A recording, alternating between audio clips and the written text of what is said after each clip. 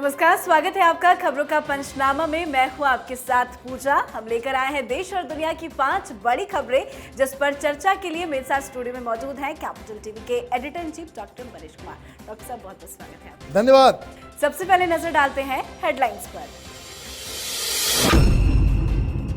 Baahubali don Mukhtar Ansari पर बड़ी कार्रवाई, ईडी ने कसा शिकंजा। दिल्ली, लखनऊ, गाजीपुर समेत 15 ठिकानों पर ईडी ने मारे छापे। बिहार में बदली सरकार, गुंडे माफियों की भरमार। अब विवादों में कृषि मंत्री सुधाकर सिंह, भ्रष्टाचार का लगा आरोप। महिला मंत्री बीमा भारती और लेसी सिंह भी आमने सामने। पार्थ चटर्जी और अर्पिता मुखर्जी को फिर 14 दिन की हुई जेल। 31 अगस्त को अब होगी अगली सुनवाई। जम्मू कश्मीर में चुनाव आयोग का बड़ा फैसला, गैर कश्मीरी भी डाल सकेंगे वोट। महबूबा मुफ्ती ने उठाए सवाल, कहा जम्मू कश्मीर बन गया बीजेपी की प्रयोगशाला। महाराष्ट्र के रायगढ़ में मिली संदिग्ध नाव, 3 AK-47 समेत कई कारतूस बरामद। संदिग्ध नाव मिलने से मचा हड़कंप।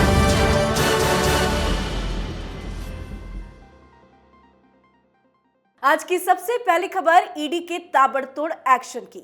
जेल में बंद बाहुबली मुख्तार अंसारी पर ईडी का शिकंजा कसता जा रहा है। ईडी ने बड़ी कार्रवाई करते हुए अंसारी से जुड़े 15 ठिकानों पर छापेमारी की है। छापेमारी की ये कार्रवाई दिल्ली से लेकर लखनऊ, गाजीपुर तक हुई। ईडी मुख्तार अंसारी से जुड़े लोगों पर अपना शिकंजा कस रही है। ईडी को पता चला है कि अंसारी के लोगों ने पैसों का हेरफेर किया है। ईडी की 12 टीमों ने मिलकर ये छापेमारी की है। सोर्सेस के मुताबिक बैंक के लेन देन के दस्तावेज, साथ ही कई प्रॉपर्टी के कागजात ईडी टीम को मिले हैं, जिसे जब्त किया जा चुका है।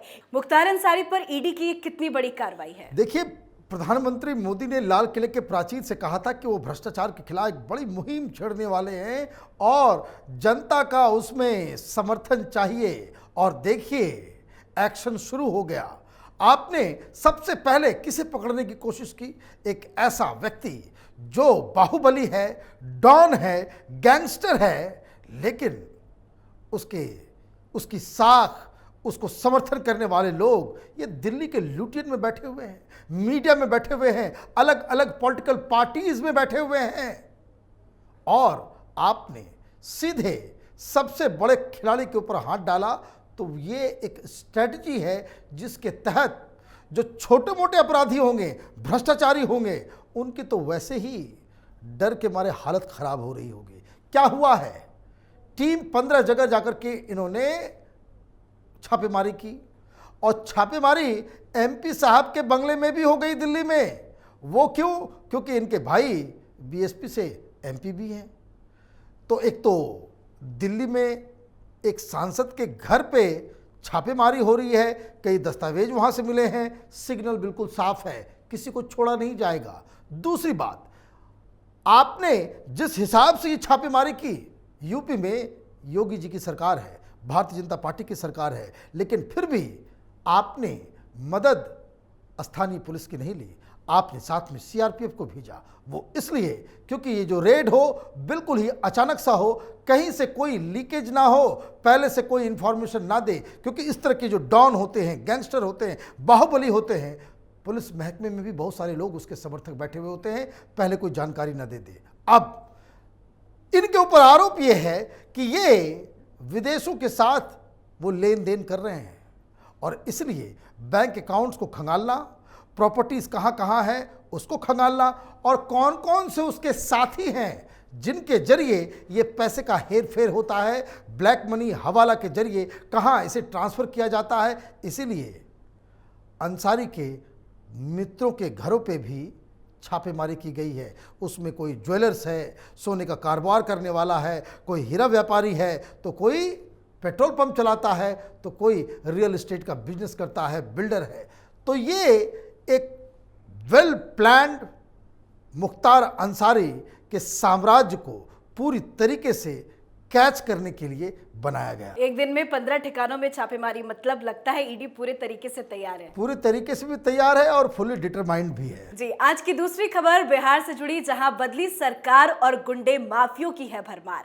अपराधी भी बेलगाम है, जिससे बिहार में मचा कोहराम है। बिहार के मुख्यमंत्री नीतीश कुमार ने जब से अपनी नई कैबिनेट का गठन किया है, वो विवादों में है। मंत्रियों में से करीब 72% मंत्री दागी है। अब विवादों में कृषि मंत्री सुधाकर सिंह है, जिन पर सरकार का ही 76 करोड़ बकाया है। साथ ही जेडीयू की लेसी सिंह को कैबिनेट में शामिल किए जाने का विरोध हो रहा है। इसका विरोध जेडीयू की ही विधायक बीमा भारती ने किया है। साथ ही अपराध भी चरम पर है। एक दिन में गोली मारने की 2 घटना सामने आई। एक छात्रा और दूसरा सेना के जवान को गोली मार दी गई। ये बिहार में क्या हो रहा है? नया नया सरकार का गठन हुआ है, सारे मंत्री अपराधी निकल रहे हैं, साथ ही अपराध भी ज्यादा हो रहा है। देखिए, अभी तो सिर्फ शुरुआत है और जिस हिसाब से बेलगाम हो गए हैं अपराधी, वो क्यों होते हैं भाई? ऐसा क्या हो गया 2 दिन के अंदर पूरी तरीके से माहौल बदल गया? सरकार बदली नहीं, लोग थैलियों में रिवॉल्वर लेके जाते हैं, लड़की को मार देते हैं। एक सेना का व्यक्ति वो सिर्फ वो पता पूछ रहा था कि कंकरबाग में खड़े होकर के भाई स्टेशन किधर जाना है। उसके पास बैग था, लोगों को लगा कि भाई इसके पास जो है वो कुछ पैसे होंगे, कुछ सामान होगा, उसके बैग को छीनने लगे। सेना का व्यक्ति तो वो तो रेसिस्ट करेगा ही, हाथापाई शुरू हुई, बस उससे गोली मार दी गई। अब ये अचानक से क्या बदला है? सरकार बदली है, मानसिकता बदल गई है। अब अपराधियों को ये लग रहा है कि अब तो सरकार अपनी आ गई है, यहां अपराध करने से कुछ होने जाने वाला नहीं है, क्योंकि अब वहां पे जंगल राज की स्थापना हो रही है। क्यों? क्योंकि अब आपने सही बताया कि 72% मंत्री अपराध में लिप्त हैं, उनके ऊपर केसेस चल रहे हैं। 72% में से आप ये समझिए कि नीतीश कुमार के 32 मंत्रियों में से 23 के ऊपर आपराधिक मामले हैं, 17 के ऊपर गंभीर मामले हैं। मतलब चोरी, डकैती, रेप, अपहरण जैसे धाराओं में उन पे केसेस चल रहे हैं।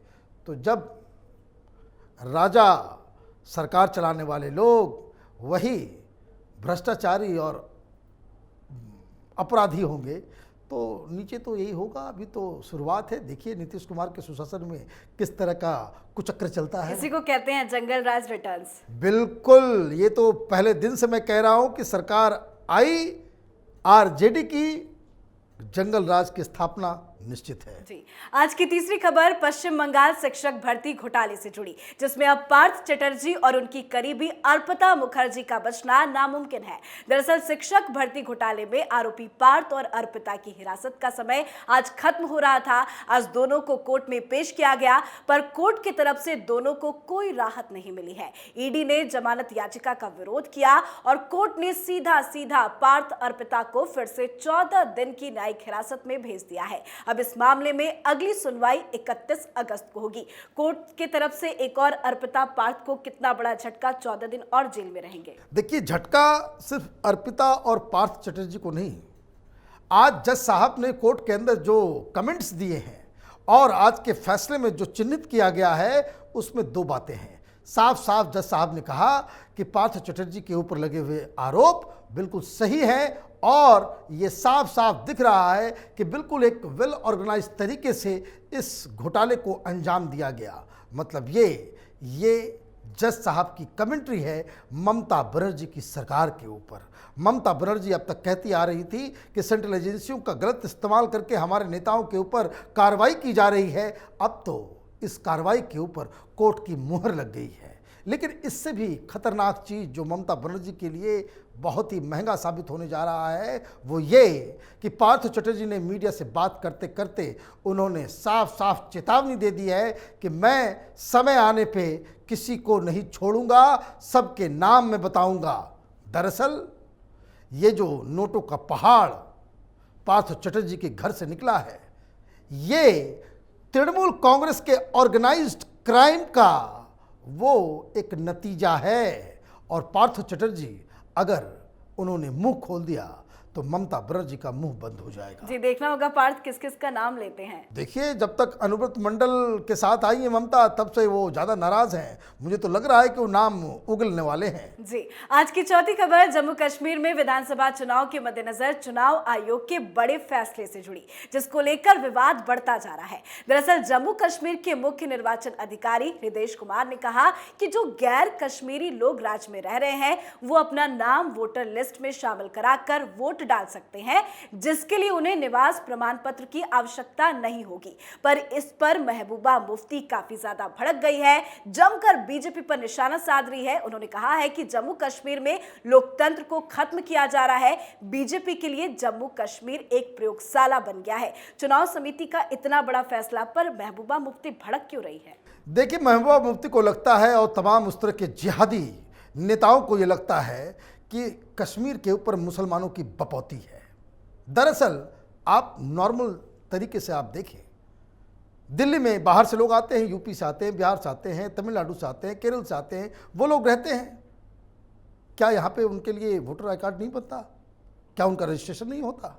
कश्मीर में ऐसा कौन सा अलग आपके पास अधिकार होना चाहिए जो बाकी राज्यों में हिंदुस्तान के आम नागरिक को मिलता हो और आपको उससे दिक्कत हो रही हो? तो पहली बात तो ये। दूसरी बात, इस तरह के मतदाता वो वोट दे पाएंगे जिन्हें इन जिहादियों ने भगा दिया। जो कश्मीर के हिंदू हैं, जो अब वहाँ नहीं रहते, उनका भी तो अधिकार है वहाँ पे, तो उनके लिए भी जगह बनेगी।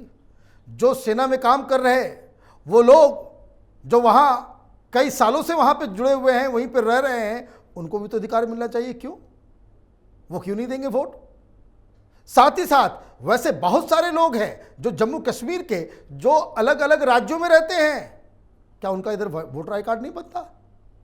तो ये बेकार की बातें हैं। ये दरअसल ये पाकिस्तान की दलाली करते करते इन लोगों ने ये सोच लिया है कि ये कश्मीर का जो घाटी का जो हिस्सा है वो हिंदुस्तान का हिस्सा नहीं है।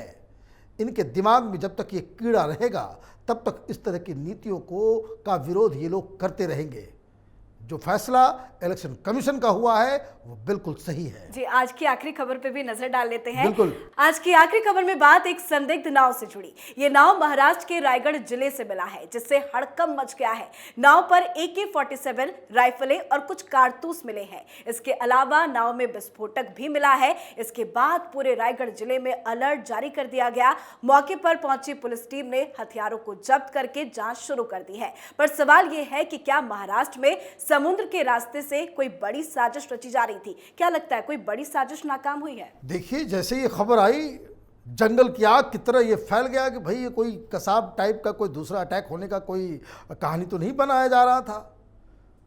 इमीडिएटली वहाँ महाराष्ट्र की सरकार ने केंद्र सरकार को इसे इत्तला किया, बताया। NIA की टीम वहाँ पहुँची। NIA की टीम ने जांच पड़ताल की और वहाँ जो हथियार जिस डब्बे में था, जिस बॉक्स में था, उसमें कुछ पोस्टर्स मिले। उससे मालूम चला कि किसी सिक्योरिटी एजेंसी का ये शिप था जो समुद्री तूफान, मानसून के तूफान के में वो पूरी की पूरी जो शिप है वो पलट गई।